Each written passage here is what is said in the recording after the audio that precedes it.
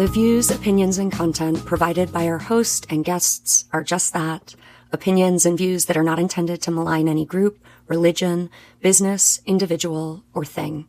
That said, please know that many of the stories shared and topics we discuss on this podcast contain disturbing or emotional content, which may be triggering. As I mentioned on my social media accounts, I basically come with a triggering content warning, but with lots of love and compassion.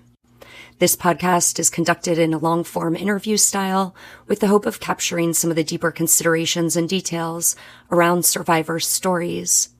We also hope to help those on the outside who are caring about survivors in a group of high demand, high control, by sharing their perspective and struggles, and also expert voices intended to help us unpack some of the complicated considerations around topics related to cults.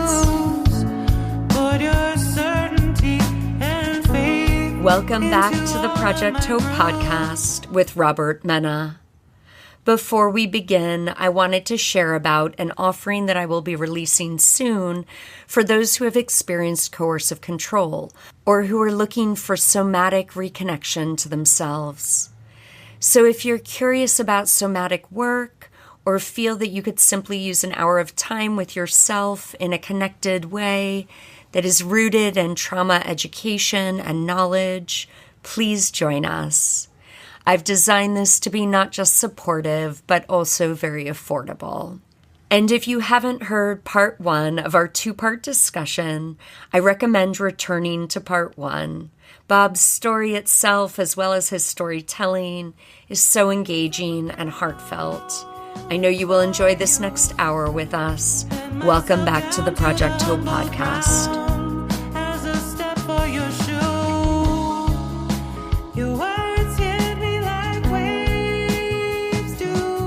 This is one of the other things about the school. In order to go to the school, you sign an agreement. And it's basically, it's a secrecy agreement. We'll call it a non-disclosure agreement. But this is a pretty heavy secrecy agreement that you promise not to reveal any of the disciplines or teach them or let anybody know what's going on basically at the school. Yeah. Which everybody should know who's listening. If you're ever presented with something like that, it's a red flag. Yeah. And if you all really look at all those little boxes you check every day, that you agree to every day, to some app or this, it's the same thing. You're agreeing to a whole bunch of stuff that you don't know or truly understand. And we're all in this age where how do we live without these devices and these information sharing devices, which is more important because that's what they are. They're information sharing. Yeah. And with all this secrecy is, or it's just a convoluted way of hiding what you've obligated yourself to by using them. Because you are the product. You're not the consumer. You are the product. And when you read it, you understand that, you know. You're saying in the group? No. So you sign this, you know, and you're let known by everybody how important and sacred this is. And you can't tell anybody, okay? Yeah. Not your parents, not nobody. They wouldn't understand. Right. You know, they won't understand. And so there's a lot of, you know, if something's holding you back, leave it behind. So that's the hidden aspect for when your parents say, why are you living out in the woods? You know, why do you leave, you know, school to go live out in the woods? And so. Right. What's more important, school or enlightenment? Yeah. So, you know, it's okay. They're there supporting you. It's okay. Leave them behind.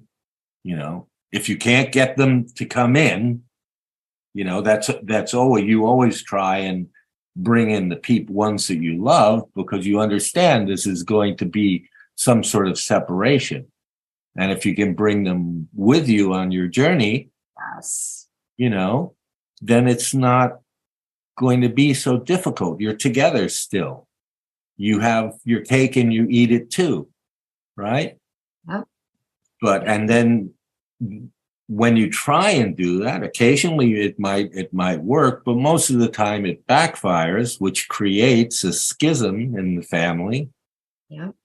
So that's a very short version of what the school's about. It's much more than that. But the more important thing is you do have to acknowledge that people will go in there and they will have experiences and they will do things that are real. And, that's like I was saying with the theory of self-efficacy. They're providing the means and the environment to actually have these feelings and experiences that create a belief or perception, your perception of your own self-efficacy. Yeah. They provide it. It's just that it's not for you. Yeah.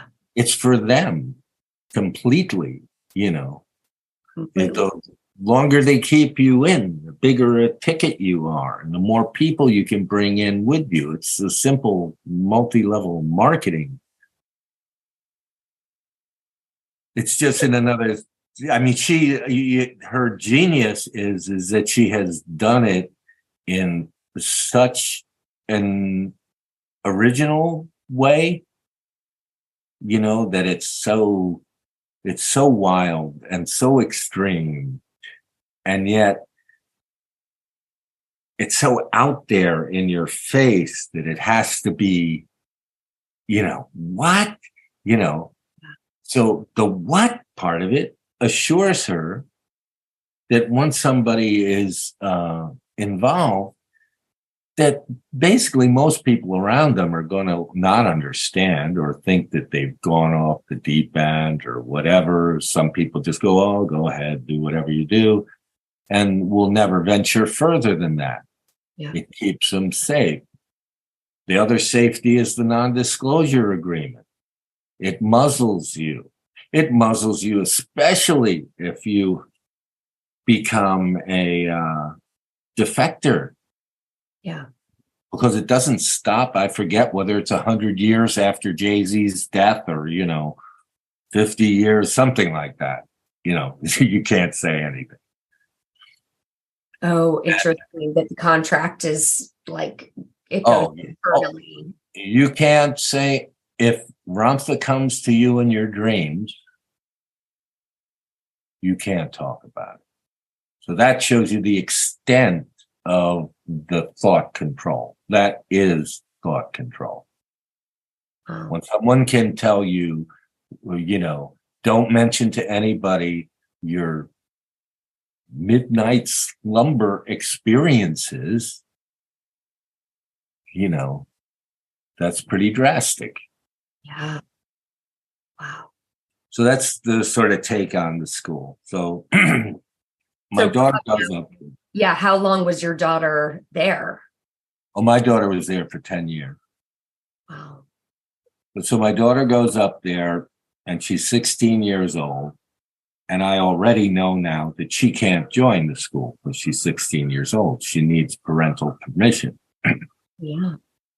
But what concerned me more than she was going to the school was that Bodhananda, they were all living in a house, about 8 of them.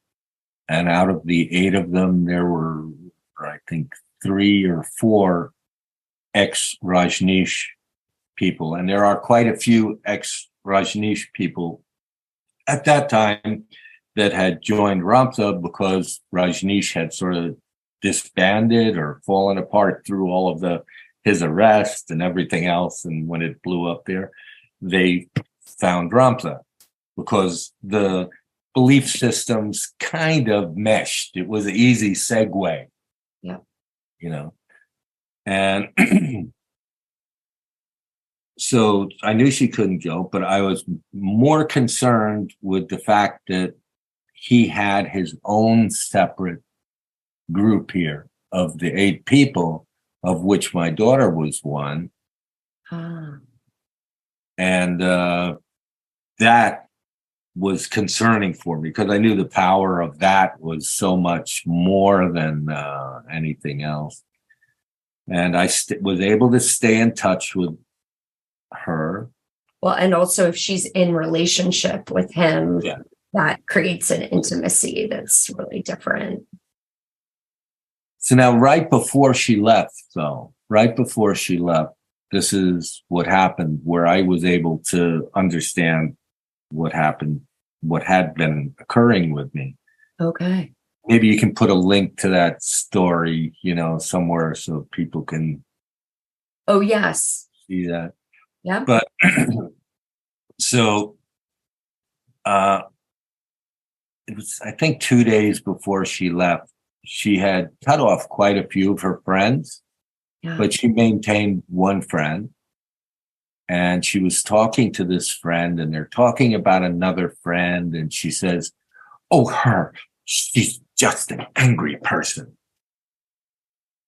And I had just seen it, just like out of the corner of my eye. I heard it, but I also saw it out of the corner of my eye. And immediately, it's like somebody lifted a blanket off of my mind.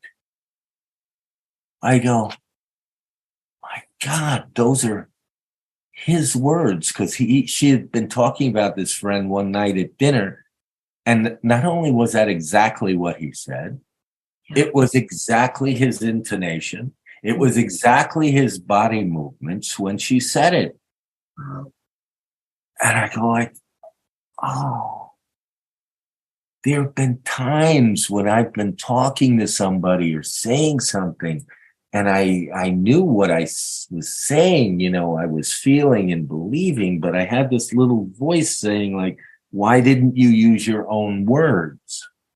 And I'm kind of like shaking, literally just like, what? How was that? And I never journaled. I never did any of that stuff. The only time I did it was when she came to live with me, because I figured this was one experience that I should, at least document somehow a little bit, right? Yeah. And then I realized, well, oh my God, this happened to me. Wait a minute, what's happening to her? This has happened to me. And how could this have happened? And when did it happen? How did it happen? And I realized that, well, maybe it's in my journal. Maybe I can find something there. So I go back, I look at the journal. I'm reading the first week that, we started taking the class, and get into the second week. Somewhere in the second week, which was probably the time that he introduced staying awake as opposed to. So this is Bo, and this is the class with Bo. Yeah. Okay. Yeah. The physical. Yeah. Martial arts. So, and virtually overnight, my writing changed. My personality had changed. It's a whole nother me. Yeah. And when you say spiritual rape, I can understand, because there was nothing more creepy feeling I can think of, that someone has accessed the most intimate part of you. Yeah. It's not almost like you're being attacked. It's just the realization of that vulnerability, that was possible, because before that I could not have even imagined that was even a possibility. I don't even, wouldn't even imagined it for most other people, regardless. But personally, especially given my background and everything else, I just, it didn't make sense. Right. So now it's 2 or 3 days before she's going to go. I have already been in touch with, I think, some sort of cult people to try and find out more information about the group and stuff. I just went to the library. I went to the library and I just sat down. I got, I don't know, piles of books, and Lifton's was in it. And it was the very first one that I started reading. And I think I spent the whole day in the library. Gosh. I just kept reading. And, especially Lifton, I understood because of the physical part of it that I had been putting myself through. Yes. And just for our audience, Bob's referring to Robert J. Lifton, who was one of the individuals who interviewed and studied the Chinese and Americans who were getting out of the thought reform camps. And so in that environment, I mean, they were imprisoned, they were starved, they were isolated. There was, they were tortured to shift their mindset. And so this is where we learn a lot about these ideas around brainwashing and thought reform. And these are also techniques that are legitimately used by our government in, warfare and what have you, and torturing others. So this was, I think it was actually Bideman's list, but literally when they disbanded Guantanamo, it was his exact research that they were using on prisoners there. So disbanded? When they disbanded, right? It's still there. When things got revealed. Oh yeah, no, I mean, yeah. Once the cat was out of the bag, but it didn't close it down. Yeah. But so anyway, I understood what had happened to me, and all I could think of is that this little 16-year-old girl is no match for this. Right. Absolutely. No match. And so, I knew something had to be done, and I tried to, it was all getting late at that point. And the best thing I could do, I talked to various consultants or experts, and there was no consensus. Yeah. At that time. There was no consensus. I had some people telling me, whatever you do, they don't let her go, right? I mean, I literally, whatever you have to do. And then I had the other range, the other outside range is, well, you can't do anything now because she's in the honeymoon period, and blah, blah, blah, So and I worked only on what I could get a consensus on. I wasn't going to go in any direction that there was not a consensus on, because if I can't get a consensus, I might as well do whatever I think is best. Right. I'm a parent, right?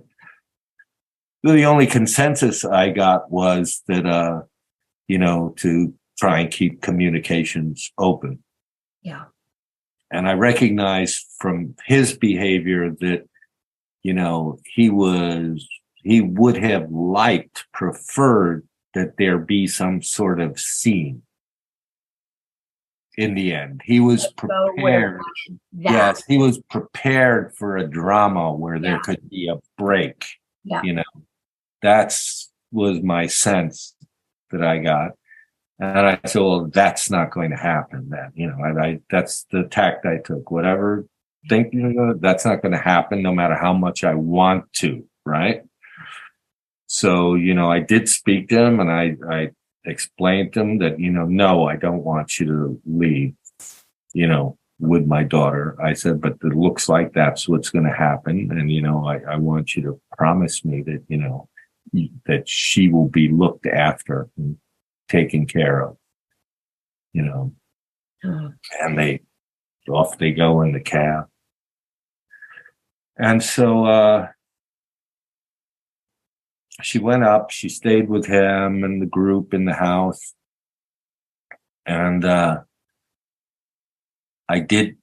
went up there several times, because I thought it was important for her to see that I could come. Yeah. And that I'm not going to take her away, because I know that was a fear immediately that I was going to take her away. So I wanted to at least show that I could come and that I wasn't going to take her away. So trying to dispel that. And those were very strange times. Oh, because Bob, it's so. I was not going to stay in the house where they were. I think so. One time I went up for a week or so, and I think I had a sleeping bag.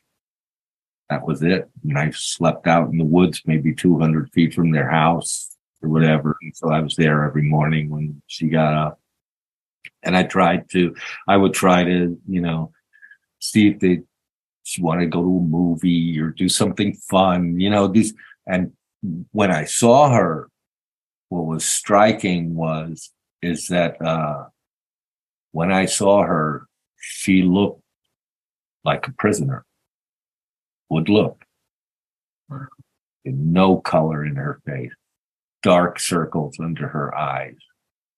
I mean, she was always very thin, but there was a gauntness to her that was it was new. Yeah.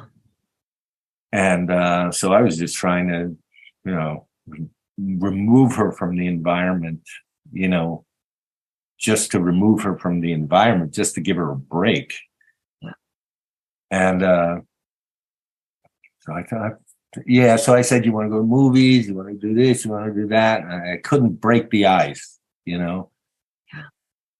And then I said to her, I said, do you know how to drive?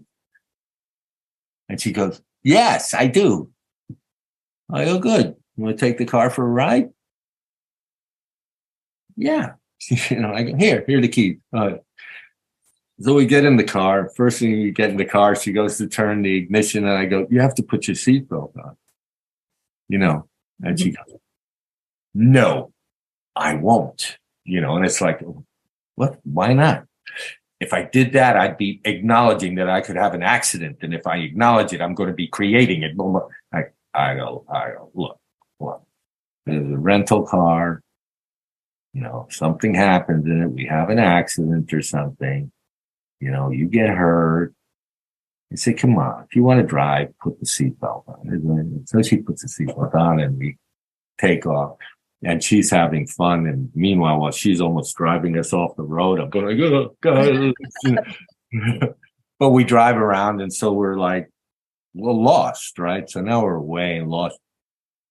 It was amazing because it was as if somebody was pumping her with blood. The color's coming back to her face. She's, a whole sort of lightness is on her.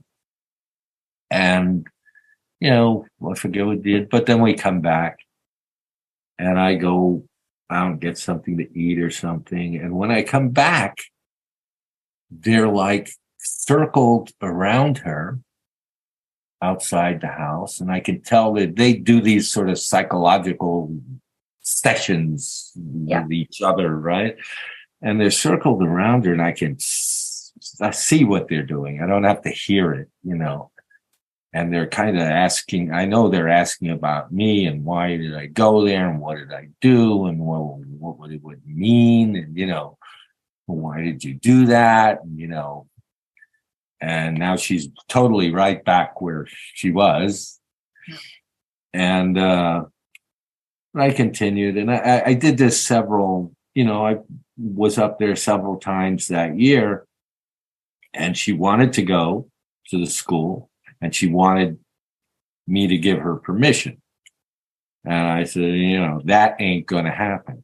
I've already been to the school and made them aware that my daughter was 16, that he was teaching her things that they state that are not supposed to be taught to anyone who's not in the school. And he is one of the, standouts of the school as far as being an example, right?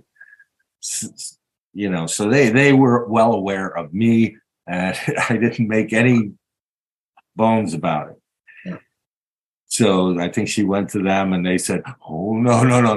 We're not letting you in. Unless you got your parents' signature, you can come. You're not setting foot in this place, right?" And at a certain point, I tried to balance. I said, because I let her spend the winter there. That's what it was. I thought, well, see how she spends the winter in the Northwest, and maybe that'll be enough to weaken her resolve. Yeah. Not having anything to do. No, but it didn't, and she maintained. And so after that, I had to reconsider. I said, well, does she spend another year strictly under his control, or do I sign a letter and allow her to go to Ramtha's school? Which one has the potential to do the most harm? Yeah. And I said, I think the smaller group has the potential to do the most harm, because the larger group, she has more opportunity to meet other people. Yep. So I signed a letter so she could go. I let her know that this was not, I didn't look at it like a blackmail attempt, even though it kind of was an emotional blackmail attempt, but that I wasn't looking at it like that.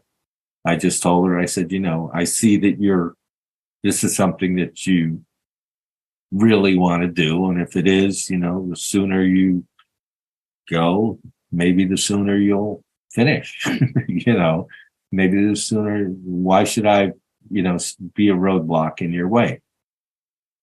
And so then she went and, there was continued, I don't want to see you. I don't want to talk to you. And in the meantime, I would try and feed little tidbits whenever I could, just to seed the soil. But the soil was so frozen, none of these seeds were going to be growing.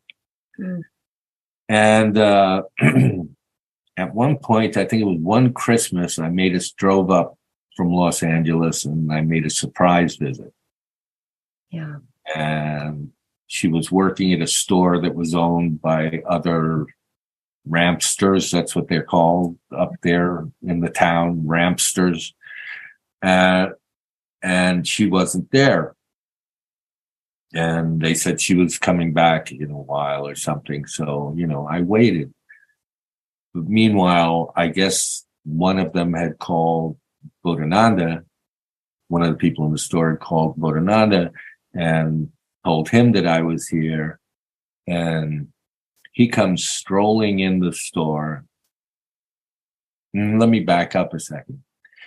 Every time I would call the house, and if he would get on the phone, I would have a panic attack. Oh.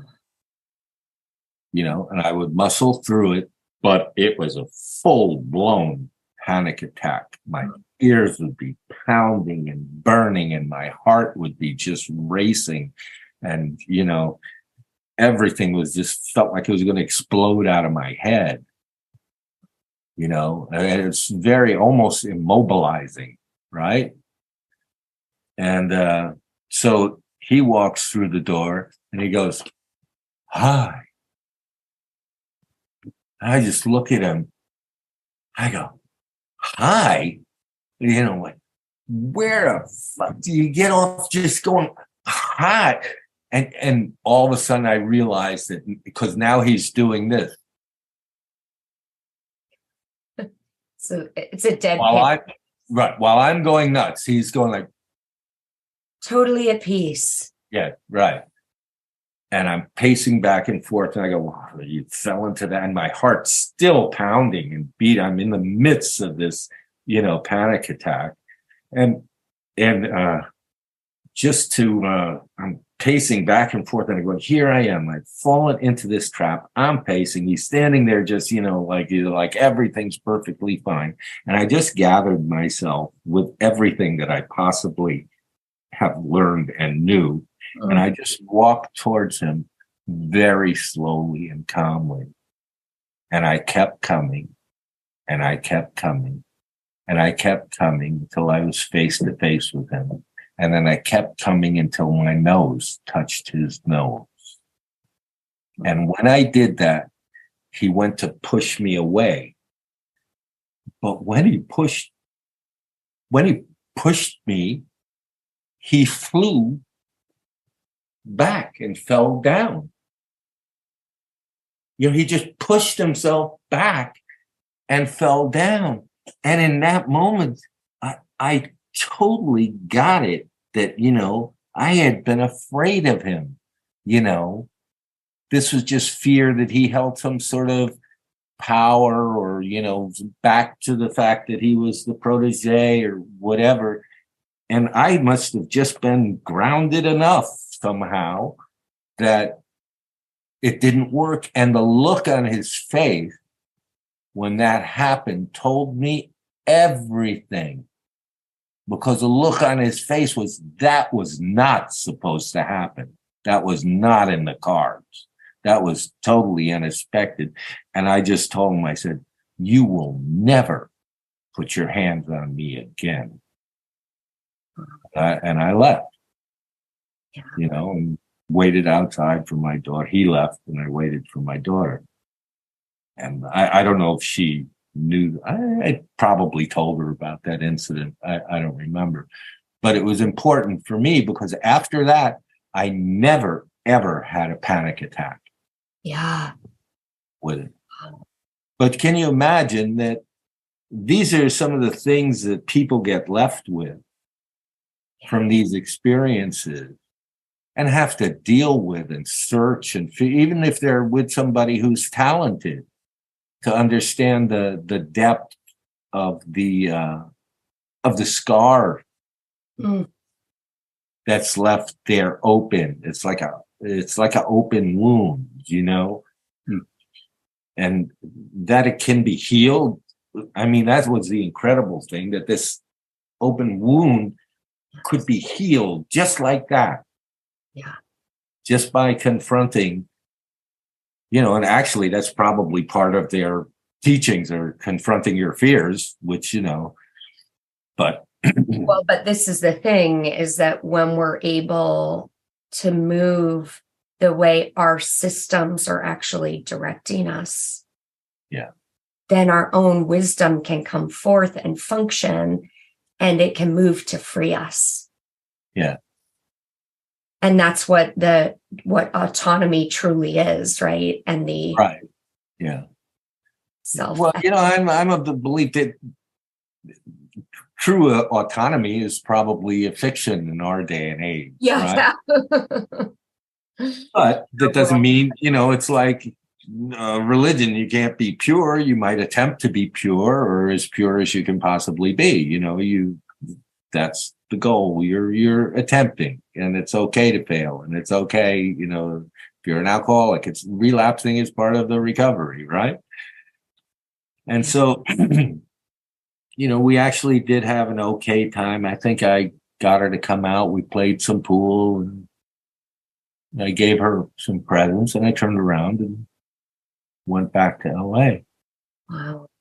But so now in the meantime, I'm trying to find ways that, I've explored an intervention and been exploring on how to do the intervention and where and who.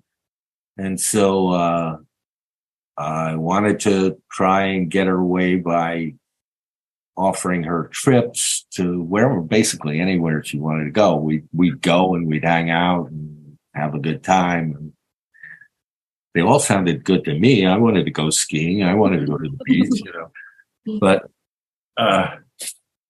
so nothing worked. Nothing was working. So hard because all of the shared values have been lost to the group. Yeah.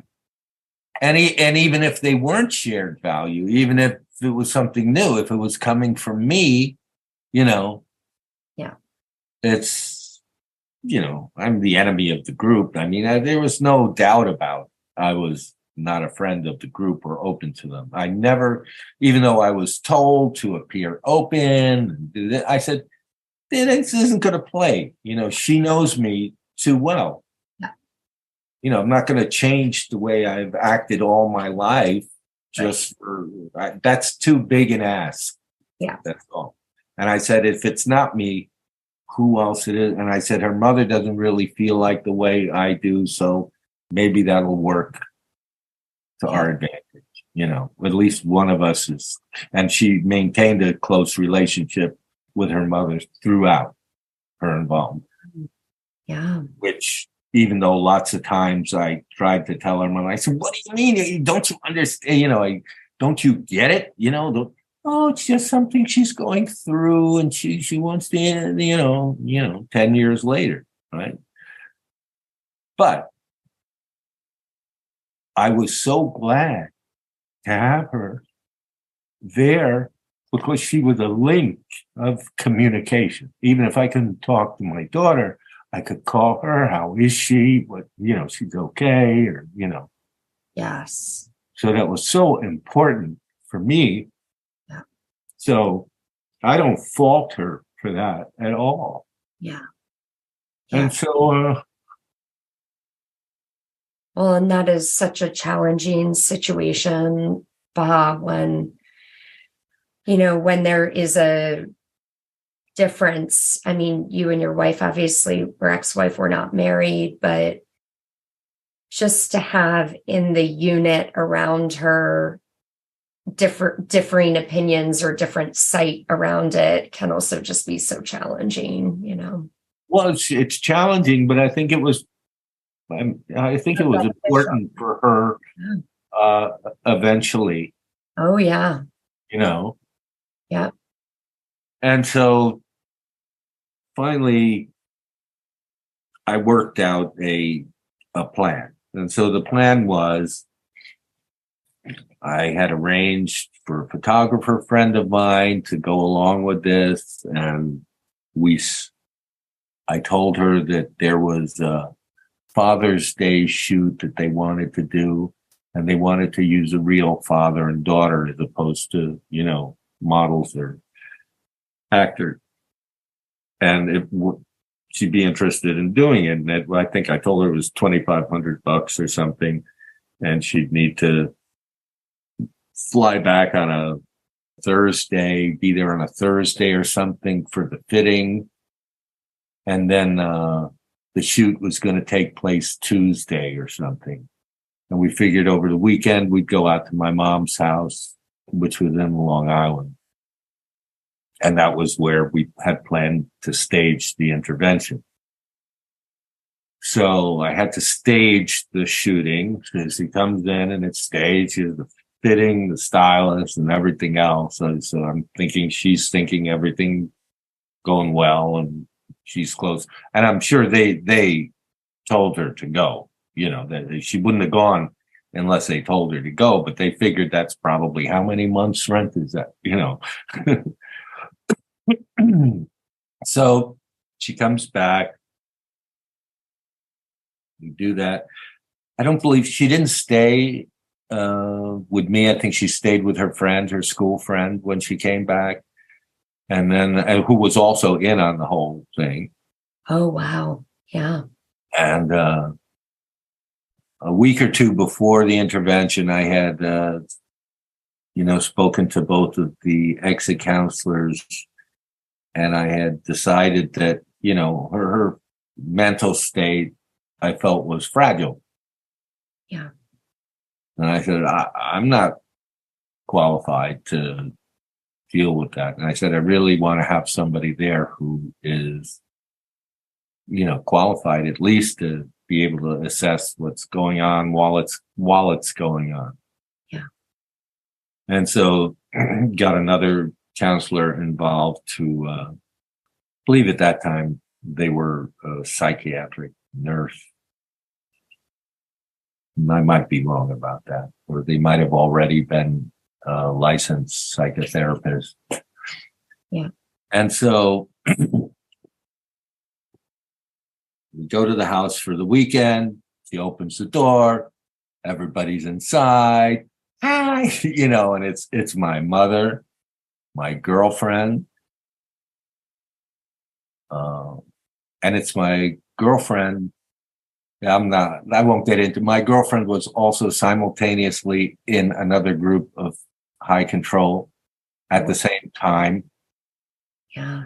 And so by that time, I had been able to talk with her, with an old ex-member, and she had exited that group. Wow. And so she was there. So she had her experience to bring forward. Yeah. Her high school friend and 3 exit counselors. So that's a lot of people walking when you think you're getting an empty house. Yeah. And she was stunned, and I had my statement ready there to read, because in no way I could have done it without reading it. Yeah. And I just told her, I said, look, I just want you to spend some time, and nobody's going to keep you here. Yeah. Just want to spend some time and listen to these people. And if you get tired of listening for a moment, everybody will just stop. Nothing's being forced on you and everything else. And that seemed to go over fairly smoothly. As instructed, though, we had disconnected the phones, put obstacles in front of things to make it a little more difficult to get out or in or whatever. Not locked but just, and we've been trained psychologically to where to stand in the doorways, or something. So she comes out the next morning, and she has gotten back in touch with the group. Yeah. And they have told her that she is being deprogrammed. Yeah. And whatever you do, don't, talk to them, don't say anything, this is the devil, right? I mean, they didn't say it's the devil, but you are in like the devil's playground. Right. The darkness, the negativity, the world. Whatever. Where we don't want you to be, for your own safety. And so, but how are you going to bring back that $2,500? And then we can all go to our events. But so she is freaking, and she's just, it's awful to see, because she was so cornered and so violated. And I was a part of it, Yeah. And, I didn't know what was going to happen. I intuitively expected that something like this, not that how it happened, but that she could reach this sort of state. And she's like flailing around. And, I went to grab her arms just so that, to stop her flailing and sort of calm down, as she's, like an animal. I expect I'm going to get clawed or whatever. And while this is happening, the person who had brought in, who I thought was going to be able to, manage that sort of situation, jumps up and starts going, I'm not going to be involved. This is a forcible. I told you I'm not going to be involved in forcible. And starts going off. And I'm going like, oh, no. What am I going to do now? And I realized that this thing, it's falling apart, And so she comes down, and now, everybody tries to go out and talk to her while she's sitting out alone. I think she tried to go out one. It's a ranch house, so she could have gone out a window, but whatever. She did. She wanted out. And we took, it was me, I'll accept full responsibility. I took her shoes or whatever, and hid them. And she wanted to leave. And I said, look, just stay for a few days. I said, if you don't want to talk to anybody, you don't have to talk to anybody. Yeah. But just stay for a few days. So she stayed, and occasionally I think maybe somebody got to talk to her. Meanwhile, I know her friend talked to her, and she got to talk to her friend, and I know she talked with my girlfriend. I think my girlfriend actually took her shoes and says, "Heck with this, here, take my shoes," And she, after 2 or 3 days, I told her, I said, it costing a little bit of change, and I said, I just want you to know that there's an end to this, that it's not, going to be going on forever, so if tomorrow you don't want to speak with anybody, I'm going to tell them to go, And so that happens, everybody leaves. She says that she's going, she's going to go back to the city. She's just whatever. She's just going. She's going, And since that's what I had said, that she would be free to go, I let her free to go. I canceled her plane ticket back. Yeah. Because I wasn't going to be enabling her to go back. It was clear to me, I could not. Yeah. And she got in touch with them, and she was able to wrangle a ticket. They were able to wrangle a ticket for her and get her back. She goes back. She's the hero. We don't know where I don't know where she is. That was a terrible few days, because I don't know where she is. And she's 16 years old, alone in the world, with nothing, as far as I know, as far as money or whatever. And so, in a way, I was glad to know where she was finally, right? Even if she was back there. That she was safe. Yeah. Well, safer than being out on her own in the middle of nowhere. And so she goes back. She's the hero. She has made the hero's journey. Yeah. Right? She's had the wax in her ear and heard the voices of the sirens and made it through, I do. That I do. Yeah. And so, and of course, she feels completely violent, and her, any sort of trust that had been built had just evaporated and actually went into a black hole somewhere. Yeah. So, it was very difficult to communicate with her over that time, and I certainly wasn't invited to be there, or it could make a surprise visit or anything like that.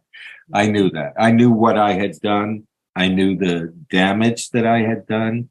And I also realized that this was more than likely going to drive her further into the arms of the group, and that was a consequence of what had occurred. And while that I had considered that as a possible consequence, now it's a reality. Yeah. And so I think I hung in for a year or 2 or 3, continuously trying to contact her, but staying in touch with her mom. And then at a certain point, I felt like I'm just chasing this thing too far. For me, it was just so emotionally wearing. There's no way I could work. Right. I couldn't work. It's one of those, I can't go in and smile through this, And so I decided, I said, I think maybe it would be better if she knew I was really far away. That I wasn't going to be so accessible to get to her. So I decided to go visit a friend of mine in Australia. And I'd give myself some distance and just be away, and, give myself a chance to just get together. So I did that. and didn't contact her, didn't, I knew I did what she wanted me to do, not contact her, I figure, okay, I'll try this, much as I hate it, I'll try it, Yeah. And this went on for many years. Yeah. Yeah. Probably another 4 years or so. Yeah. So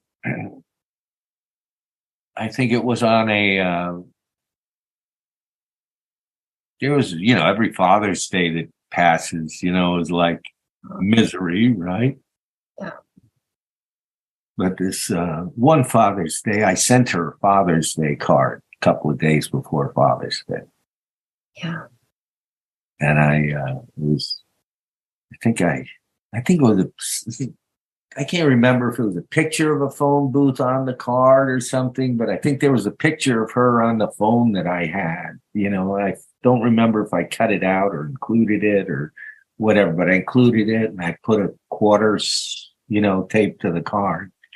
And I said, hey, how about a call? Whatever. And eventually she called me. And, just opened a small door. She remained there for, another maybe 3 or 4 years, but it opened up a small door where at least we could communicate.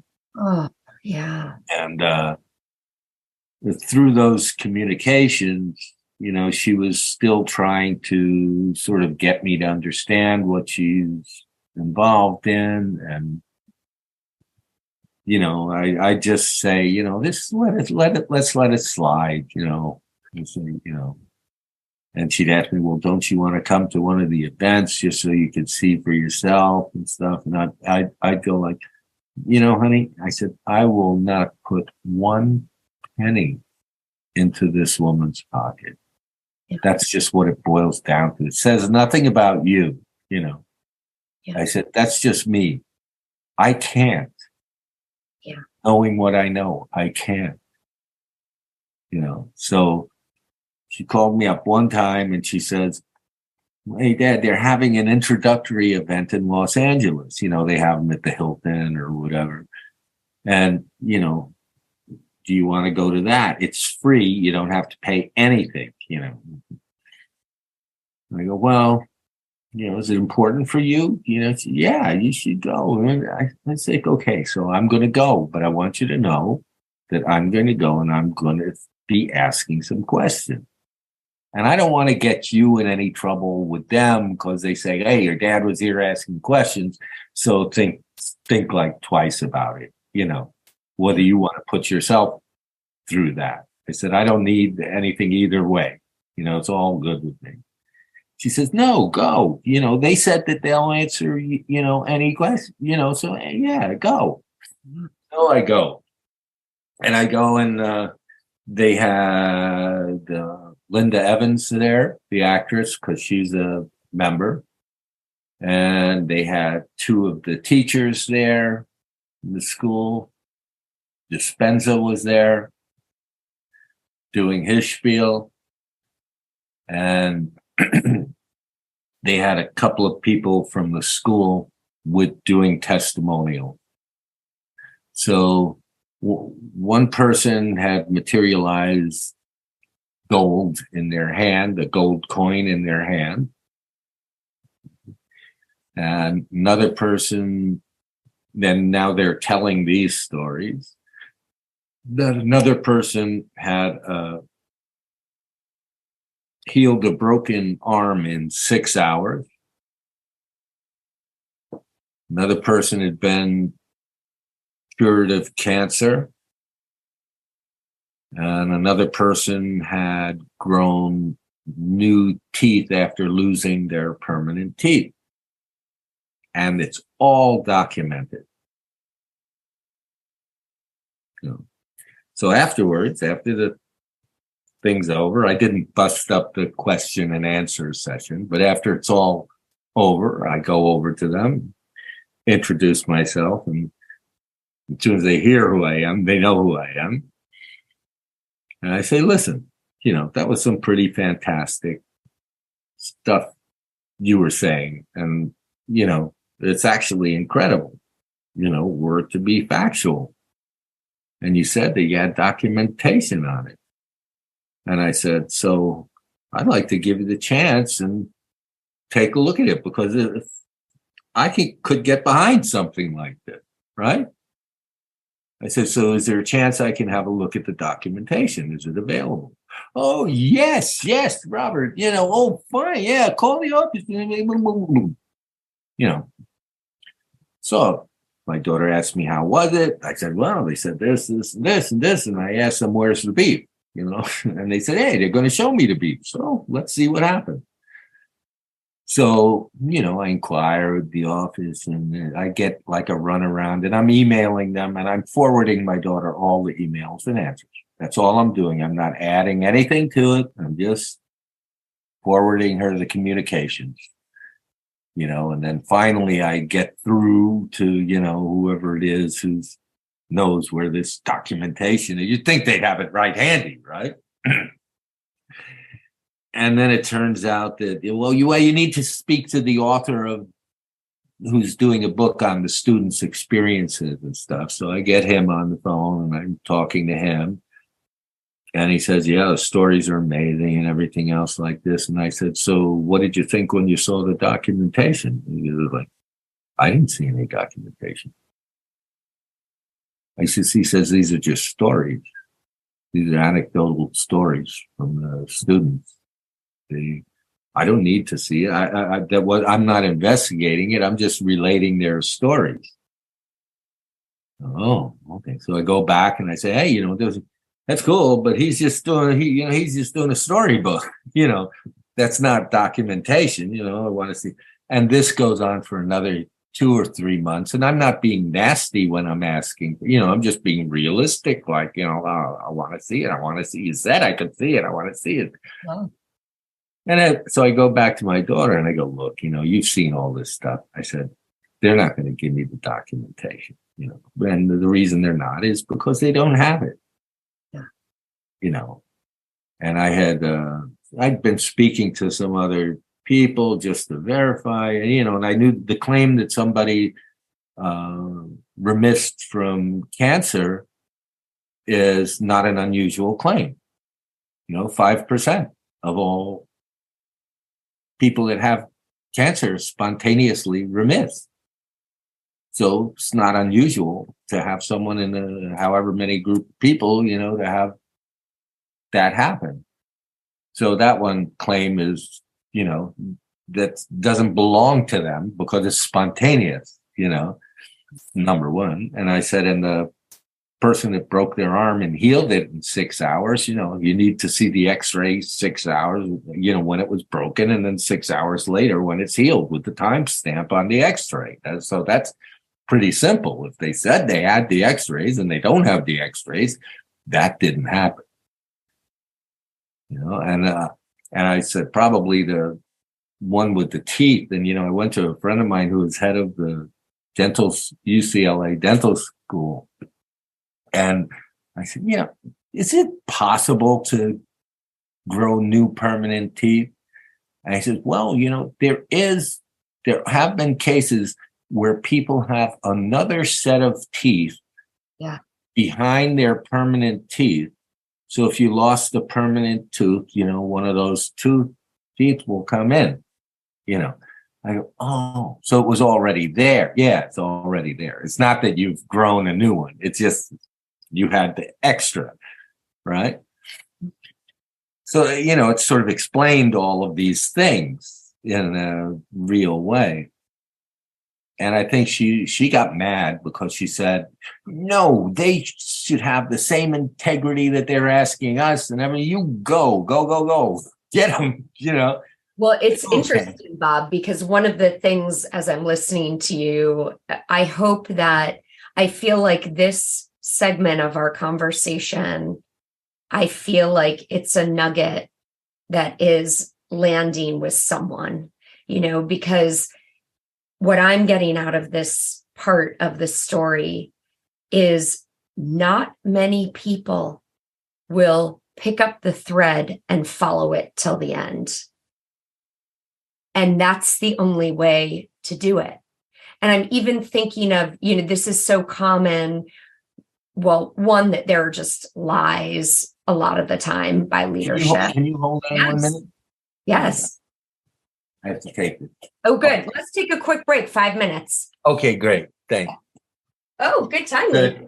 Yeah. Now, do you need to go soon? Because we've been on forever. No, probably got a half an hour or so. Great. So just to quickly finish that thought, Bob, that the following the trail through with leadership in legit cults. Yes, they may be lying, right? That they're just flat out lies that they're doing. But a lot of the times they're doing things that have the part truths. And so people don't even think to follow the thread through. So I remember in my group, for example, that we were always told the finances are open to everyone. There's nothing weird happening around money. And it really wasn't until like years after being out and having people that I could speak to who were kind of on the board and in discussions to hear some examples of the financial indiscretions. But nobody ever looked. It didn't even occur to me, because they say, like, that's another tactic, right? Where you go, oh, anybody can look. Oh, the information's there. Oh, this study's done. I mean, it's so outrageous that people who don't think that way would never even imagine that somebody would make a claim like that you can prove medically and then not prove it. So it's a really, I'm so appreciating this experience that you are offering as part of the story, because I feel like it's an offering. I feel like it's something that really could help someone, or could be the thing that unravels something for someone, starts unraveling some of the indoctrination and the lies, just that when some of those clouds get removed, it's like, it can honestly be one thing. I mean, that's how it was for me when I validated that my teacher was a liar. Again, like your daughter, I couldn't reconcile that in my mind with the level of integrity that we were all being held to, with the fact that that was the way of the group, the way of the leader. And that's honestly what broke for me. That was the thing. Yeah, because it's to me, it's just a matter of fraud. Right. It's fraudulent from the bottom to the top. It is. Especially in this case, It's totally fraud. Well, it's interesting because there is some information now that I will be sharing publicly at some point about my group and the leadership in it.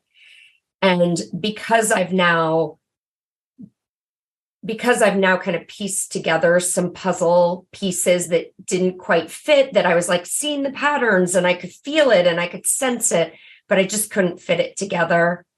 Now that I can fit it together, every time I think of him in my mind, I just go, total fraud. He's just a con artist. Total con artist. That's exactly it. And that's exactly what this is. This is a con. It is absolutely a con. And people are being conned, and it's fraudulent. And, it's one thing to be conned out of your money, but to be conned out of your mind, and to be conned into a life of fear, be conned into a life of being sliced away from your family violently. Yeah. And the collateral damage, yes, which is caused from any con. Yeah. Any con creates a collateral damage that the con artist knows. They know. And it also depends on, is it a long con? Yeah. Or is it just a short con? Because that's the difference, The short con is the guy in the subway who picks your pocket. Oh, sorry, bumped into you, and picked your pocket. That's a deception and a con also. But the long con is when somebody plans it out, they know where they're going, they know what they want to do, they develop it opportunistically as it plays along to see how much they're able to squeeze out of you. Without going for the big hit that they're really looking for, whether it's marrying you to somebody rich or whether it's setting you up with somebody or setting you up here. And some of them are very complicated and very deep. Now, look at Bernie Madoff. Yeah. Right. $64 billion brought, the global economy to its knees. Right? And that one was that's so interesting to me because, and I don't know really what the facts are around the Bernie Madoff case. So I will state that before saying this. So people might disagree with me here, but what really strikes me about that story also is his family, because of my perspective around the cults, that I don't know, I don't know if we'll ever be able to validate, right, if his sons actually knew or they didn't know, but the story is such that they really didn't know that he was on a different floor with all of that stuff going on that a couple people knew about, right? So he was kind of protecting the family. But then, Bob, the world rejects them, right? Because nobody believes that they don't know, and they're judged as the super privileged kids of Bernie Madoff and his wife as well. I mean, my goodness, the suffering that all of that caused, let alone, of course, all the people who lost so much money. I mean, just. But it was done with forethought on his part. This was not, it was forethought. He had to get out of a bad place and he found a way to get out of it. And he did get out of it that way. And he figured, okay, let's just continue this thing going. Well, and that's exactly what it is. I like the terminology that you used. It's the opportunistic element, right? So the changes as new players come in and new things shift. And I think so happens in cultic dynamics. That is what a con's capabilities and talents lie in, the ability to maneuver opportunistically. Yeah. Right. And number one, fully believe in what he's doing while he's doing it. If you don't have the belief, if you can't transmit that belief to someone, and the only way you can transmit that belief really is to not think of anything constantly, be like, if you're not a sociopath, you have to absolutely turn yourself into the mindset of a sociopath, that there's no other consequences there for the person except benefit, unless you're trying to instill fear, and then you do it the other way around. It's interesting that you put it that way, because the thing that I always, for many, many years, prior to kind of the newer information that I've come across with my ex-leader, for many years, I had to say to myself, the way that I could return to something being very wrong with this man, because he's, embodied the enlightened master teacher. The way that I could do that was to go, people have brought their grievances to him. He knows the damage he has done to families. He knows that heartbreak. He has stared family members who are devastated in the face, and he didn't give a shit about that. Yeah. There is something wrong with a person like that when they have gotten feedback over and over and over again that they're creating harm, and they're able to just go, no, I'm spiritual. I'm sitting in the spiritual principles, and everybody else around me can just, have a difficult time dealing with the light. Yeah, they don't understand. They don't They're know. not at the right level yet. They're just in the darkness. The light's too much for them. Yeah. But that was kind of my touch point too, when I couldn't connect some of these things, to just go, a good person or a healthy person hears grievances and cares that they're there. They explore those grievances. They maybe even explore it with the person who has the grievance. They would try to make reparations. They would try to understand, why is this pattern happening that people keep coming with the same grievance? Yes, and so it's the inconsistency in the ideology that can't be resolved. It's unresolvable inconsistency. Yeah. That when you keep meeting these unresolved inconsistencies, but that's what I tell people whenever they're thinking that, well, that couldn't happen to me, or that couldn't happen to me. It has nothing to do with you. Yeah. It has absolutely nothing to do with you. It only has to do with the skills and the talent of the con. Everybody has their match somewhere, even me, everybody has their match somewhere. It's like if you're a pool player, think of a hustler or whatever. The hustler will get out hustled eventually. He will get hustled. Yeah. And, by a better hustler. And if you're a hustler, you learn from that experience. You see, this is a difference, that's sort of the honor among thieves sort of thing. If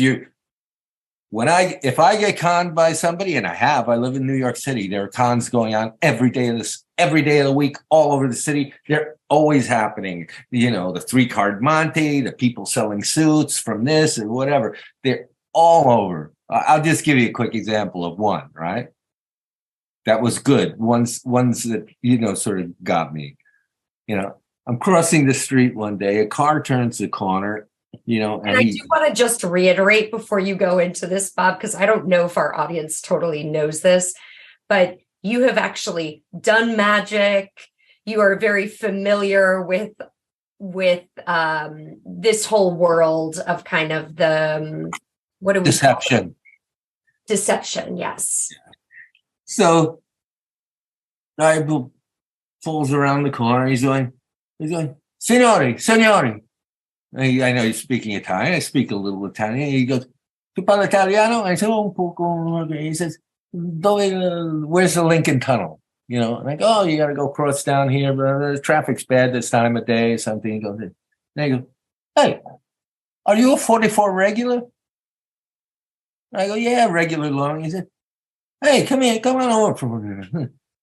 And he opens up the back of his car, and while he's opening up the back of his car, he's telling me, "Hey, I just came back from working the convention over there, and what do you think?" And he's got these like $1,000, garments, leather jacket, beautiful stuff, right? I'm going, oh, and then I'm thinking, right, okay, I'm in New York. It is an offer coming here, right? How's this going to work? And he said, "Hey, try them on."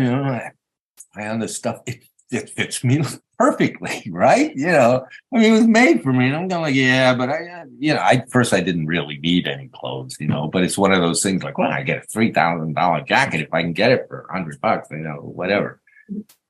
He said, look, why don't you take all four of these things for, $300? I am going back. I need to get my girlfriend an iPhone or an iPad or so, Air, whatever it was, something, and I don't have time and I don't have the cash and blah, blah, blah. And, in the end, I said, no, I'm not really going to do it. But as I walked away, I'm going like, he got me. Yeah. That almost just happened. Yeah. I figured, how did he do it? He says, okay, I look Italian. Because he wasn't Italian. Oh, probably, right? I look Italian. He was able to scope out what size I was. completely. And what do? You keep driving around the block with this stuff, and how many people are you going to do it? It wasn't like he was good. It's not like those things where the guy says, I got a speaker here. I just got it, yeah, you can have it for $50. And you give him the $50, you get it home, it's full of bricks or something, So it wasn't like that. But another one was, and this is going back years when I was like 16, my brother and I used to manage a pet shop. So my brother and I are in the pet shop, and some guy comes in looking like a messenger with an envelope, and he goes, hey, you know where I don't know how you get to these places, and you know where this is? And he shows us the envelope, and it's the museum of something, I said, I don't know. I'm supposed to get $20 to go to this place, and I don't want to. I can't find. I'm new here. I don't know any of this, And my brother right away goes, "Oh, well, let me see it," And he takes it and he opens it up, and it's full of like these. They look like Roman coins and stuff in envelopes and stuff. And, my brother goes, "Yeah, if you want, I'll give you the $20, and I'll bring it there." Right. So gives him $20. The guy leaves, and my brother's now there going like, good job, check this out, and we're looking at them, and I'm looking closely at them. I look a little more closely, and I go, I don't think they're real, because I felt a couple and they didn't have much weight. And what they were was like buttons, the images off of buttons or something, right? That this guy, and he had a good one. This was a good one. Oh, how interesting. Yeah. So, but whenever I see something like that, so if you're, a person who kind of enjoys, I mean, I wouldn't enjoy causing harm on somebody, but the idea of it, that this is a potential possibility and I love unwinding it to how it was done, and what did they use to do it, it's I look at it like, oh, they got a score, but I learned something. Yeah. I learned something new here. Yes. So, Bob, let's go back to, you were at the time period now where you and your daughter have a line of communication open, but I think it's still like she was in for like another 4 years or so. After that experience with them and the show me where the beef is. Yeah. Right? Oh yeah. I never pushed it with her, so I really don't know. I just let her experience what I was experiencing. Yeah. And but I think when I've spoken to her, that was something that she said. It was one of the things that went on the shelf. Yeah. And so then what happened was 9/11 happened. Oh. And as it happened, I had been supposed to be on one of those planes. Whoa. And I had been managing an apartment building. And my mom had called me and said that the bulkhead had to be fixed. Some contractor told her, and it was going to be $25,000 or whatever. And, I go, no, don't do it. I'm going to come home and I'll take care of whatever just to get it through another whatever, but then we'll deal with it later. But no, I didn't want my mom there with some contractor, And so I knew I could leave for like 5 days and they wouldn't know that I was gone because I kind of worked independently. Yeah. That I could do my work from there or do whatever I had to do. And actually I prepared everything. And so I did most of the work in advance. And then I figured I'd go back and then come back if I could catch a flight where I could get back by 12 o'clock on that day, where I could actually push some real papers from there that they wouldn't know I was gone. But that was the limit that I could push it. I couldn't go like another day without probably somebody saying, wait a minute, where is he? So the night before, I'm thinking, and so I'm in Long Island, which meant that I had to take a plane from MacArthur Airport, which is in Long Island, not JFK, back to Los Angeles. And the plane left MacArthur at like 7:00, I think. Yeah, it was 7:00. And so as I thought about it, I go, 7:00, you got to be there before. And then that means I'm going to have to get my mother up at like, I don't know, 4:30, 5:00 to get me to the airport. And then the thought crossed my mind that, I shouldn't have to get my mother up at 5:00 in the morning to take me somewhere because I'm afraid that somebody's going to find out that I'm away from work. How am I going to how did my mother get dragged into this? And I said, no, so I can't do, that's why I call 9/11 is Mother's Day. So I said, I can't do this, I'm going to book another flight later the later flight that day. Wow. At 3:00. And sure enough, I wake up in the morning and, boom. I'm going like, oh my God. Wow. How's that happen? So that was an extreme situation because, first of all, my daughter knew, I related to her what had happened, so she knew that. So I guess she realized that, number one, that's how close and fragile life can be. Right. And they, of course, being the exploiters, especially of crises, right? Because it is an apocalyptic survivalistic group. So crises fuel the group. Yeah. Crises confirm the beliefs. They can always be turned to confirm the beliefs. Yeah. So things go crazy up there. They're all locked down. You have the anthrax scare. So nobody there can touch any packages, and nobody do this. And so that was a whole change for them that my daughter's witnessing, go on. And the other thing is that in a group like that, you're always told the mainstream media is full of lies, don't watch it, don't believe it. So you don't watch the news, you don't read the papers, you're not aware of anything that's going around. But this was an event that could not be hidden, So people did have the TV on, people did see what was happening. Regardless of what they say, there's no way to stop it in an event like that. For them, they just figure out, how are we going to turn this to our advantage?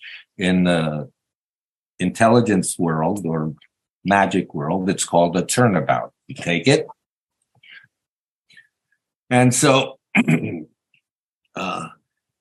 she told me that her husband, they were at some event, and, the main teacher, not Ramtha and not Jay-Z, but they had different levels of teachers. But the main guy was there talking about how they needed to throw out all of their canned goods because they might be contaminated with anthrax. They come from Florida.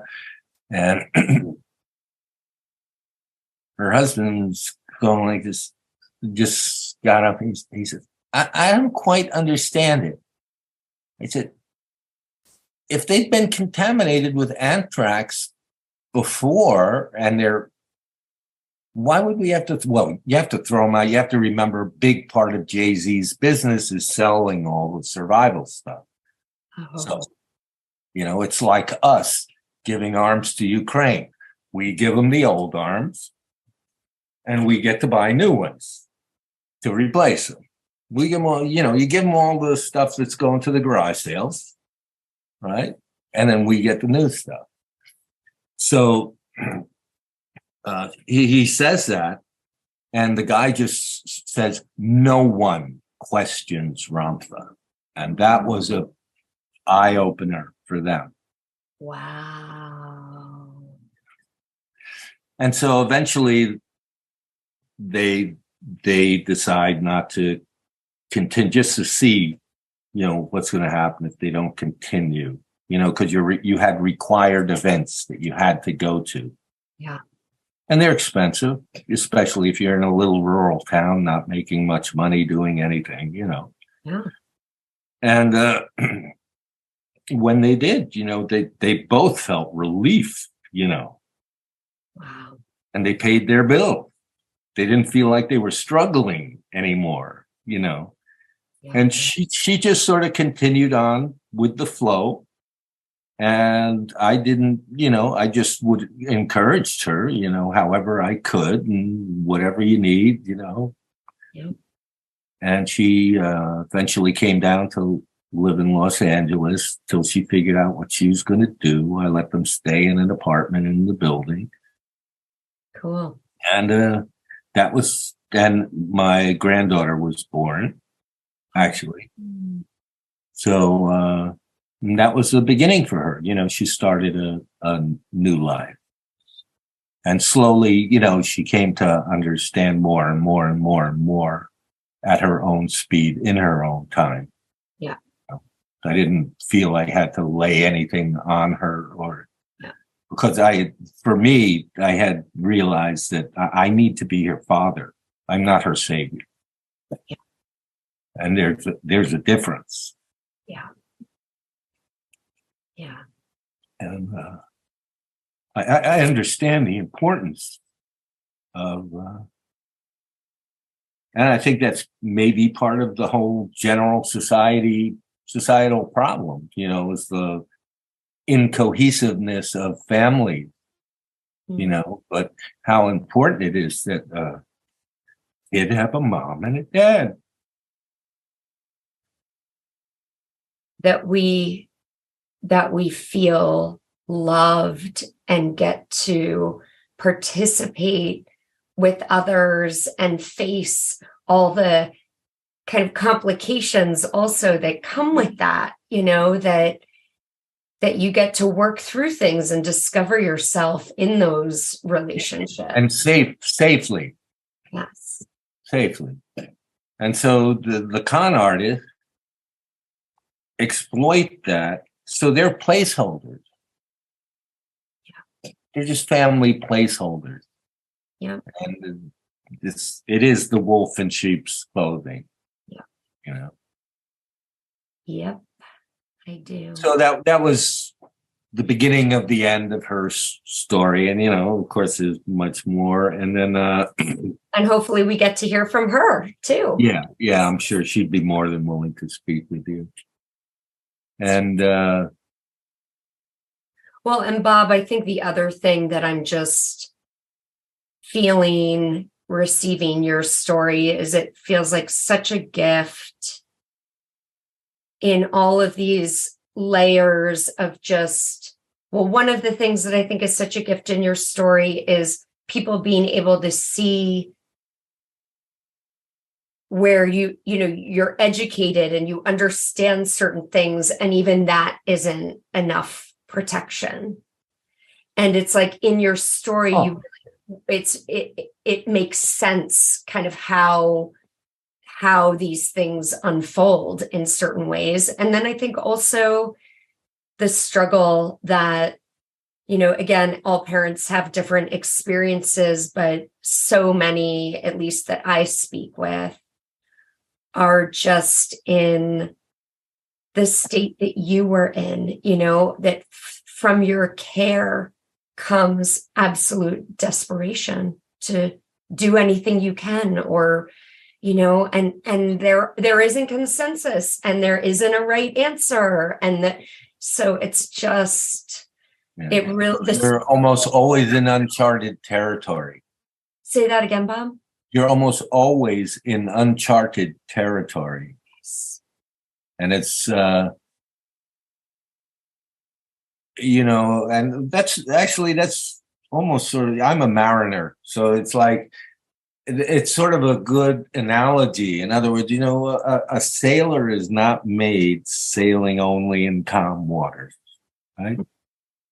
You need the experience of going through all these things. And besides, this has been a perennial interest to me. Yeah.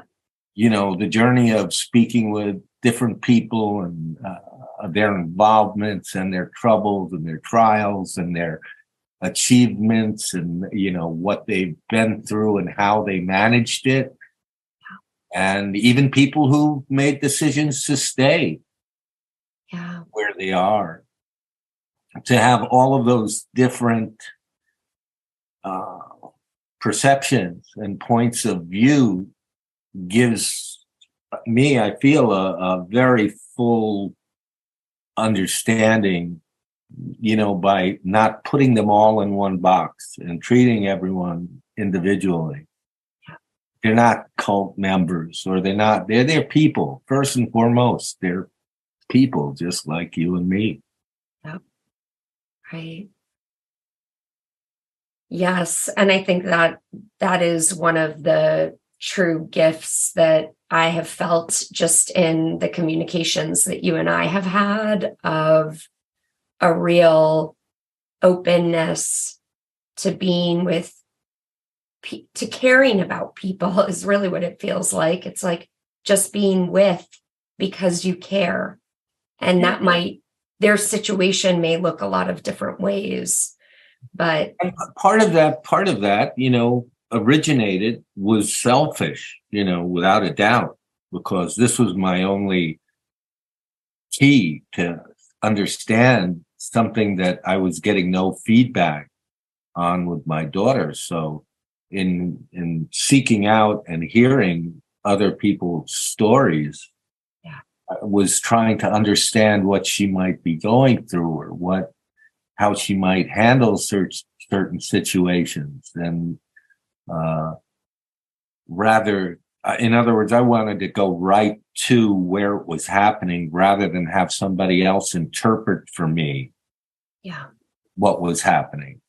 I'm a very show me guy, and if anybody who knows me knows that if there's an injustice, and I'm talking injustice, a fraud is an injustice. It's criminal to me, messing with somebody's mind without their knowledge.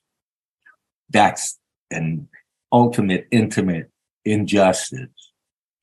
A government that tries to suppress your rights while they try and tell you have them. It's an injustice. And I will be there, to meet those injustices if they happen to pass my way. And then, like you said, I follow the thread, because I've learned that's what you have to do, because you don't find anything. And, sometimes you can follow a thread and all of a sudden you get to the end and there's nothing, and that's the way it goes. But, you learn how to turn around before you go down certain paths that are going to bring you to Nowhereville. Yeah. Yeah. Well, Bob, thank you so much for your time with us and for the wisdom of everything that you've learned, and as you've traveled this wild, wild ride.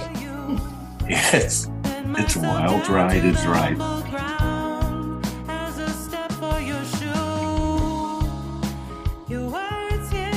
We so hope that you enjoyed this episode. These podcasts were edited by Nathan Lemke. If you'd like to work with him, please reach out to me and I will put him in touch with you. And please stay tuned for part of Leaving the Cult, the Season 2 song written by Jaya Suri, and for all things related to Jaya, her music, ways that you can support her, check out the show notes.